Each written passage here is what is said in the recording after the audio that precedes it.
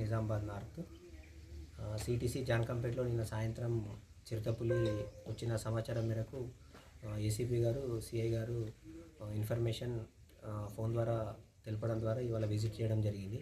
ఇక్కడ వచ్చి పరిసర ప్రాంతాలన్నింటినీ మా సిబ్బందితో కలిసి అబ్జర్వేషన్ చేస్తే ఇక్కడ అంటే సిటీసీకి సంబంధించిన ల్యాండ్లోనే ఫారెస్ట్ లాగా మొత్తం చెట్లతో సహా రాళ్లతో సహా దాని యొక్క ఆవాసం కింద చిరుతపులి ఆనవాళ్ళు ఇంతకుముందు ఇక్కడ గుర్తించడం జరిగింది. దానివల్ల ఇక్కడ ఫారెస్టు మరియు రెవెన్యూ గుట్టలు కలిసి ఉండడం వల్ల ఆ లెపర్డ్ యొక్క మూమెంట్ అనేది ఫారెస్టు రెవెన్యూ గుట్టల్లో ఉండడం గుర్తించారు స్టాఫ్.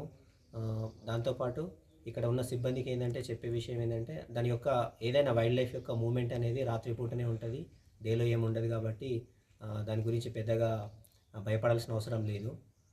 దీనికి ప్రికాషన్ మెజర్స్ ఏంటంటే రాత్రిపూట ఒక సింగిల్గా వెళ్ళడం కూడా ఒక ఇద్దరు ముగ్గురు కలిసి ఉంటే చిరుతపులి లాంటి మన మీద అటాక్ చేసే ఛాన్స్ ఉండదు. ప్లస్ దానికి సంబంధించి ఇంకా రిపీట్గా జరుగుతూ ఉంటే వీళ్ళకు ఒక ప్రివెంటివ్ మెజర్స్ అనేది ప్రికాషన్గా ఏమేం చేయాలనేది మేము వాళ్ళకు తెలపడం జరుగుతుంది. అంటే నైట్ పూట క్రాస్ చేయడం అనేది చాలా రేర్ కేసెస్. అట్లాంటి డైలీ ఎంప్లాయీస్కు డైలీ కనబడాలి, అట్లా జరిగే ఛాన్స్ ఉండదు. ఎప్పుడో ఒకసారి అది నైట్ క్రాస్ అయినప్పుడు మన 2 వీలర్ మీద లేట్ నైట్లో వెళ్ళే వ్యక్తులకు కనబడుతుంది. కాబట్టి అట్లా రేర్ కేసెస్, 100లో 1% ఛాన్సే ఉంటుంది దానికి. డైలీ నైట్ క్రాస్ చేయడం అనేది జరగదు. అంటే అట్లాంటి సమయం లేదన్న సమయం లేదు. యానిమల్ని ఏదైనా కానీ అది అక్కడ మనం గుర్తించిన వెంటనే ఇక్కడే దాని యొక్క బైక్ ఆపుకొని దాన్ని పాస్ అయిపోయిన తర్వాత వెళ్ళాలి. దాని దగ్గరికి వెళ్ళడం వల్ల అది భయపడే ఛాన్స్ ఉంటుంది. కాబట్టి అప్పుడు మనుషుల వెహికల్ ఇబ్బంది జరిగే ప్రమాదం ఉంటుంది. లేకుంటే అక్కడ కనబడంగానే మన వెహికల్ ఆపేసుకొని అది వెహికల్ పాస్ అయిపోగానే వెళ్ళిపోతే ఎలాంటి ప్రమాదం జరిగే ఛాన్స్ ఉండదు.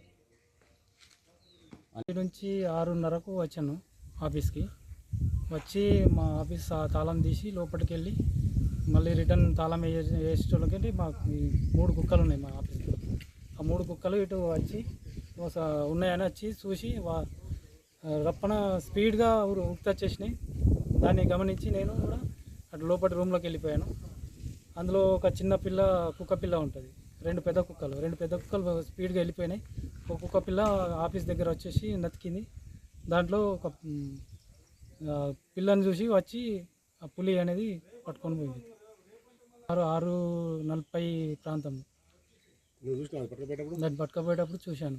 అక్కడ రూమ్లోంచి డోర్ తీసి ఒక పారి చూసినాను ఫస్ట్ స్టాప్. తర్వాత సెకండ్ టైం చూసినప్పుడు పులిగానే నల్ల మచ్చలు ఉన్నాయి.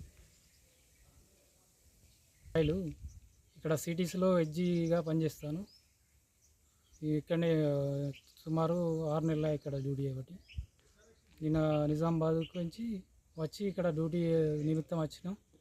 ఆఫీస్లోకి తాళం తీసి పోయి మళ్ళీ ఆఫీస్ లాకేసి మా కుక్కలు మొరుగుతున్నాయని చూసేటోళ్ళ కంటే అది స్పీడ్గా కుక్కలు స్పీడప్ అయి వచ్చి ఒక పిల్ల ఇటు ఆఫీస్ పై ఉత్తరంగా దాన్ని చూసి పులి వచ్చి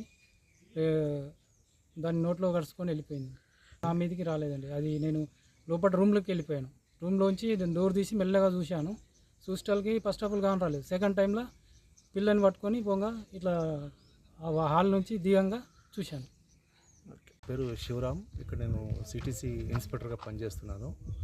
నిన్న ఈవినింగ్ అరౌండ్ 6:35 చిరుతపుల్లి రావడం, ఒక కుక్క పిల్లను పట్టుకొని వెళ్ళిపోవడం జరిగింది.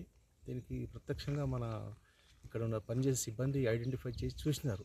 పాదముద్రలు కూడా ఇక్కడ ఉన్నాయి. ఇటు విషయాన్ని అంటే మన హ్యూమన్ లైఫ్కి ఎలాంటి నష్టం జరగకుండా ఉండడానికి ముందస్తు జాగ్రత్త చర్యగా ఆఫీస్కి పోయి ఫారెస్ట్ రేంజ్ ఆఫీసర్ని కలిసి విన్నవించుకోవడం జరిగింది. వాళ్ళు ఏమైనా తగు చర్యలు తీసుకుంటారని ఆశిస్తూ ఉన్నాం. సో హ్యూమన్ లైఫ్ ఇక్కడ పనిచేసే సిబ్బందికి ఎలాంటి అటాక్ జరగకూడదు, ఆయన ఇచ్చే సూచన సలహాలు ఏమంటే తీసుకొని మా సిబ్బంది కూడా అలర్ట్ చేయడం జరుగుతుంది. సో ఆయన చెప్పిన సూచనలు కొన్ని మాకు అర్థమైంది. సో సార్ చెప్పేది ఏంటంటే మీరు అలర్ట్గా ఉండాలా, సింగల్గా తిరగకూడదు అని చెప్పి సార్ చెప్పారు. కొన్ని సూచనలు ఇచ్చారు కాబట్టి ఆ సూచనలు పాటిస్తాం. మా హయ్యర్ ఆఫీసర్స్ కూడా ఇది రాతపూర్వకంగా ఒక రిపోర్ట్ పంపడం జరుగుతుంది. తగు చర్య తీసుకోవడం జరుగుతుంది. ఓకే.